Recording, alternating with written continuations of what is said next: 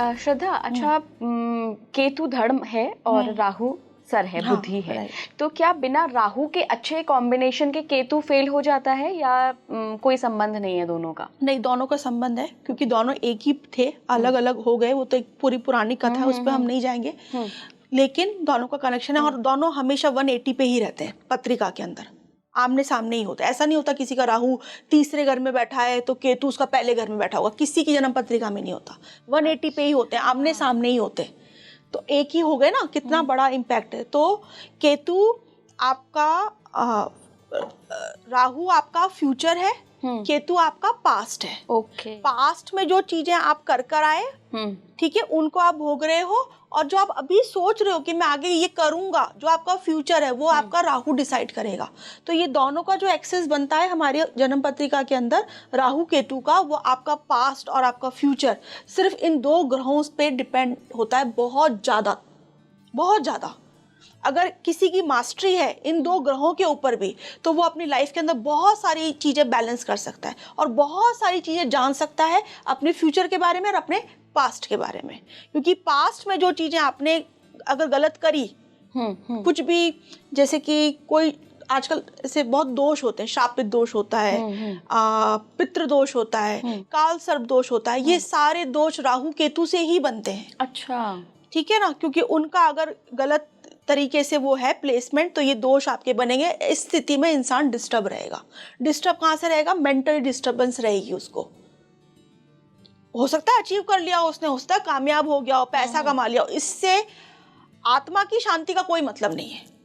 अगर सारे पैसे वाले ही अगर पैसे में सुख होता तो फिर एंड में इतना सब पैसा कमा के सब डोनेट करके इंसान आश्रम में क्यों जाता? मन के सुकून के लिए। केतु, तो वो केतु से जर्नी स्टार्ट हुई, राहु पे पहुंचना चाहता है आदमी, डिजायर्स, फिर वापस से केतु पे आना पड़ता है उसको। तो केतु इतना जरूरी है, इतना इम्पोर्टेंट प्लैनेट है। आपके पास जब कुंडली आती है श्रद्धा, तो आप सबसे पहले क्या देखती हैं?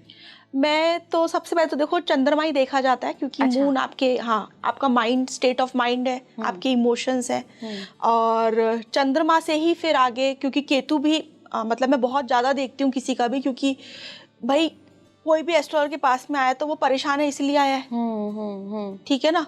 अब परेशान है तो उसके कुछ ना कुछ ऐसे कुछ कार्मिक चीजें हैं जिसको वो भोग के परेशान हो रहा है, उसका सॉल्यूशन वो ढूंढ रहा है, इसलिए वो एस्ट्रोलॉजर के पास में आया है। तो सेकंड प्लैनेट तो फिर केतु ही हो गया ना देखने के लिए, अगर कोई मेरे पास में आ रहा है तो। पहले तो चंद्रमा, मतलब इसकी मन की स्थिति क्या है, मन में क्या चल रहा है, मन से ये कितना पीड़ित है। क्योंकि देखो क्या होता है, शारीरिक पीड़ाएं दिखती हैं, आपकी चोट लग गई, मैं देखूंगी अरे यार ये तो बहुत परेशान हो, तुम बहुत परेशान हो ना, चलो तुम बैठ जाओ, पट्टी लगा दूंगी, थोड़ा सा तुमसे बात कर लूंगी, क्योंकि मेरे को दिख गया। लेकिन मानसिक पीड़ा नहीं दिखती किसी की भी।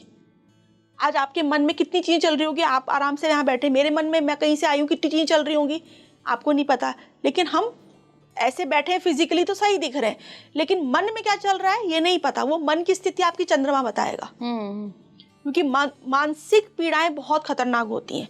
मानसिक पीड़ाएं इंसान अपने पास्ट लाइफ के कर्मों के हिसाब से लिखा के लाता है, और वो डिसाइड करेगी कि आपका मन कितना ज़्यादा खुश रहता है। आप कितनी बार ऐसी सिचुएशन हुई होगी आपकी लाइफ में भी कि आप बहुत बेस्ट जगह पे हैं, लेकिन फिर भी मन अशांत है। अब बताओ, है ना?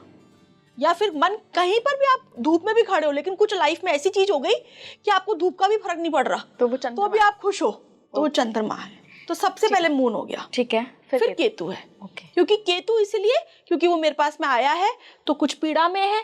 पीड़ा क्यों है? क्योंकि वो या तो कुछ बीमारी है, मैरिज का प्रॉब्लम है, बच्चे का प्रॉब्लम है, कुछ कर्जा है, घर में लड़ाई झगड़े हैं। तो ये सब कहाँ से आ रहे हैं? आपके पास्ट लाइफ के कर्म से आ रहे हैं, इसलिए आप परेशान हो। फिर आप धीरे धीरे कोई सॉल्यूशन ढूंढ रहे हो, सॉल्यूशन ढूंढते ढूंढते आप डिफरेंट मॉड्यूल्स को पकड़ रहे हो, चाहे वो एस्ट्रोलॉजी हो, चाहे वास्तु, कुछ भी पकड़ लो आप। तो केतु इंपॉर्टेंट बहुत प्लैनेट है। अगर आप इस फील्ड में हो और इस फील्ड में अगर आप किसी से कंसल्टेंसी भी ले रहे हो, तो उस इंसान को अपने केतु के बारे में जरूर जानना चाहिए कि मेरा केतु क्या बता रहा है। अच्छा श्रद्धा, अगर मैं आपसे पूछूं कि केतु आपके जीवन पर, आपके भाग्य पर कितना % प्रभाव डालता है, तो आप 100 में से कितना % बोलेंगे? मैं तो % बहुत ज़्यादा दे दूंगी, कुछ ज़्यादा ही दे दूंगी, तो भी सोचेंगे कि 50-60% डाल देता है। 50-60% आपके भाग्य को, क्योंकि पास्ट की चीज़ें लेके आ रहा है ना केतु। अगर पास्ट में आपने बहुत ही कुछ अच्छे कर्म करे हुए तो केतु बहुत उच्च का है, बहुत दिग्बली होके बैठा हुआ। इवन केतु का क्या है, जिस भी प्लैनेट के साथ बैठ जाए, ठीक है ना, उसकी पावर को डबल ट्रिपल कर देता है। मंगल के साथ बैठकर मंगल के साथ में बैठ जाएगा तो ये एक तरीके से अंगारक योग भी बनाता है, श्रापित योग भी बनाता है। अंगारक योग, श्रापित योग, ठीक है। और ये एक तरीके से मतलब जो लोग होते हैं ना, बहुत ही करेजियस लोग होते हैं, आर्मी का कोई आप समझ लो कोई मतलब कोई बहुत ही ऐसा लड़के झगड़ के और अपनी वीरता से कुछ हासिल करते हैं जो तो ये मंगल के साथ, ये मंगल केतु अगर अच्छे कंडीशन में बैठे हुए हैं तो उनको वीर चक्र मिल गया। क्योंकि मंगल आपका करेज, केतु ने उसकी पावर और बढ़ा दी, तो उन्होंने कुछ ऐसा काम कर दिया जिसको सदियां ध्यान कर रही हैं, ये मंगल केतु।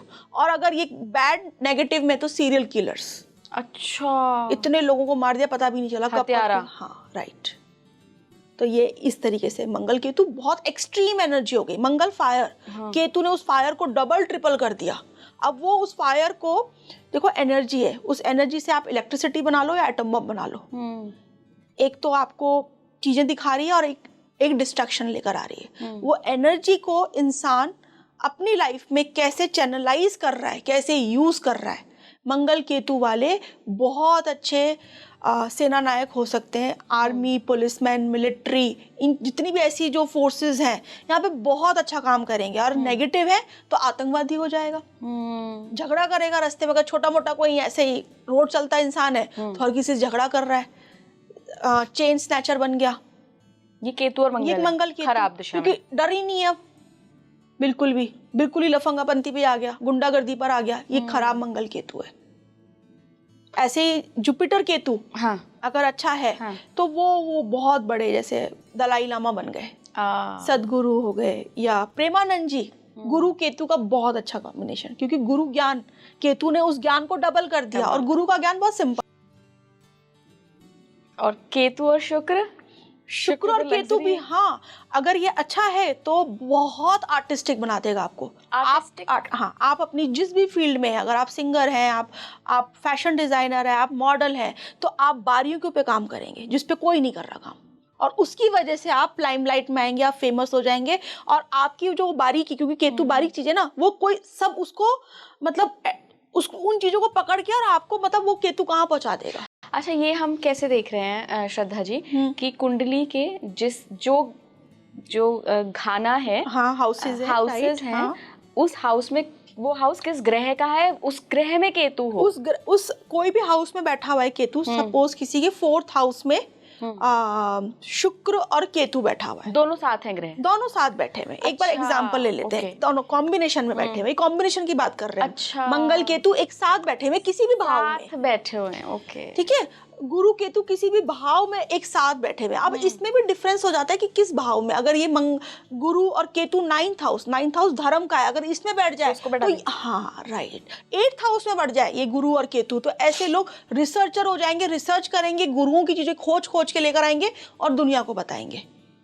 ठीक है, तो ये डिपेंड कर रहा है किस भाव में बैठे हुए हैं, किस राशि में बैठे हुए, ये सारा पूरा एनालिसिस करने के बाद पता चलेगा। और शुक्र के साथ किस भाव में? शुक्र के साथ में अगर सपोज एग्जांपल के लिए 4th हाउस में बैठा हुआ है और अच्छी डिग्निटी में, केतु भी और शुक्र भी, तो केतु अपने रिजल्ट देगा। वो 4th हाउस आपका मदर और आपकी जन्मभूमि है, वहां से आपको सेपरेट करेगा। ऐसा नहीं कि वो अच्छा हो गया तो नहीं करेगा, लेकिन ऐसा इंसान फैशन के अंदर या इंटीरियर डिजाइनर होगा, या वास्तु कर रहा है, या कोई भी 4th हाउस से रिलेटेड कोई भी काम कर रहा है, स्कूल चला रहा है, स्पा चला रहा है, रिसोर्ट चला रहा है, 4th house school, resort, spa, hotels, ये सब चीजें, लेकिन उसके अंदर बहुत डिटेलिंग में काम कर रहा है, जिसकी वजह से वो फेमस है।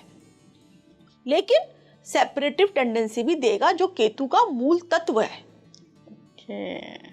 वो उसका मूल तत्व है, वो काम वो करेगा ही करेगा। तो उस हाउस से रिलेटेड जो भी चीज होगी उससे सेपरेट कर देगा। केतु वाला कितना भी पावरफुल हो, राजयोग बना रहा है, लेकिन उसकी टेंडेंसी है ना भाई, आप हर इंसान की अपने कुछ गुण धर्म होते हैं।